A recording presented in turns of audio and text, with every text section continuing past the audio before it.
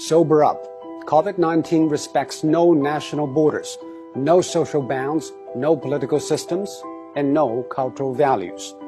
It hits us just as hard. It levels the world. Facing the pandemic, it is not what happened matters. It is how we respond. For almost a month, it infected thousands in Wuhan in a day, and every hospital bed was occupied. Now, empty beds and closed wards in the city. How did China make it? It is nothing new, but it's worthy to know. According to an initial WHO report, an infected person appears to spread it to an average of 2.6 people. And after 10 generations of transmission, with each taking 5 or 6 days, that one initial case has spawned 3,500 in matters of days. And that is what the world is seeing. What China did is to break the cycle by human intervention. The scale unprecedented in history. Extreme, draconian, and aggressive. These are the words used to describe China's response. But now, people have come to terms with the new norm, lockdown. Some people say, isn't that a violation of individual rights?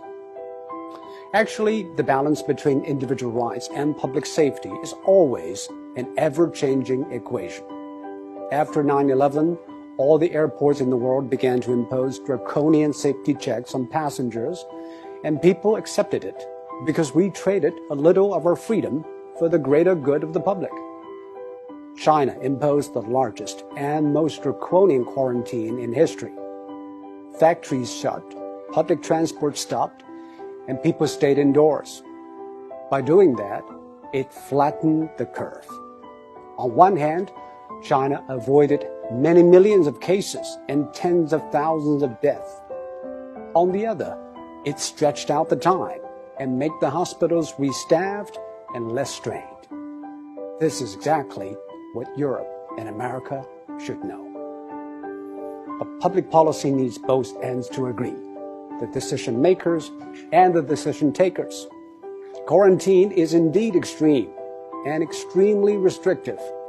It needs the people in lockdown to be honest and cooperative. I think what the people of Wuhan did was exceptional. They had the courage, tenacity, and resilience to stay housebound for days, weeks, and months. Most view the quarantine as a civic duty, and that is why it worked. Public health methods are universal. They either work or they don't. We are all human beings. Our epidemiology is the same, but we have different economies, demographies, and sociologies.